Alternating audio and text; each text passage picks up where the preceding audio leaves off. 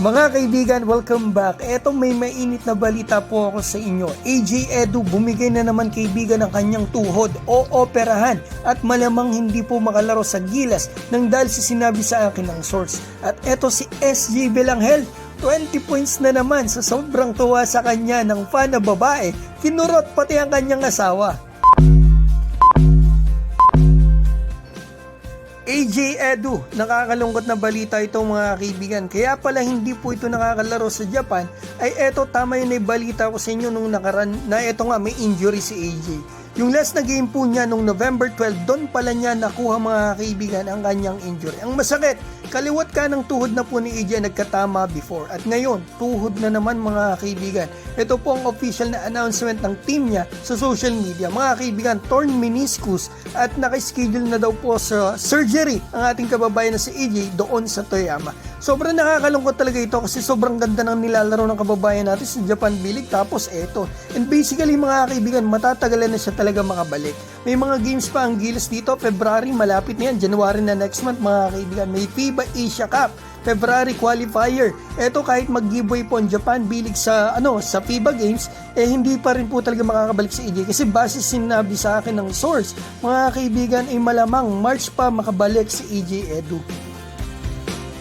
Ibang balita naman tayo mga kaibigan. Renz Abando, kita natin bahagya nag-improve ang kanyang laro dito sa KBL. Pero gusto ko rin malaman po ninyo yung SJ Belanghel, grabe yung improvement ngayon. Ito nga yung game niya kagabi, another 20 points. Panoorin po natin. Eto, panoorin natin mga kaibigan na gusto ko malaman po ninyo si SJ, eto yung last 5 games niya dito sa KBL. Kita naman natin mga kaibigan na grabe yung nilalaro ng kababayan natin. So eto nakikita natin na goaltending dito yung import ng kalaban. Mga kaibigan, si SJ sa game na ito, another 20 points na naman. Meron po siyang 3 rebound ata and 5 assists. Ito, pin ko na lang, baka magkamali ako. Basta 80% siya dito sa field mga kaibigan, 4 out of 5 ata sa 3-point line. So yun mga kaibigan, nakikita natin yung ginagawa niya dito. Sana makita ulit natin to sa Gilas Pilipinas kasama si Renz Abando at si RJ Abarentos. Magandang makita ulit natin sila. So ito makikita natin, commercial natin yung kalaban niya.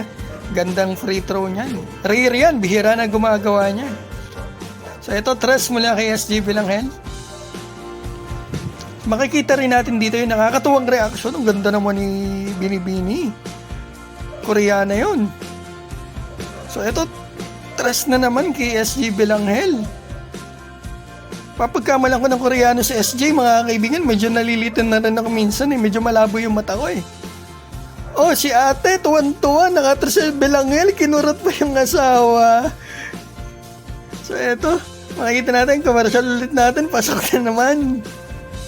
So ayan, makikita natin, gagawin ni SJ dito. Ano bang gagawin niya rito? Pick and roll. So, binibigyan niya lagi. Ang dami sanang assist na SJ ko na ipapasok ng mga import yung pasang. Ganda naman ng one-legged niya dyan. Parang kay Luka Doncic yung mga ganyan tira one-legged 3-point shot. Galing naman. Galing nito sa crucial. Then, dying seconds na yun. Nanalo sila dito mga kaibigan, 80-74. So yan, nakita natin ang game ni SJ Belanghel dito sa KBL.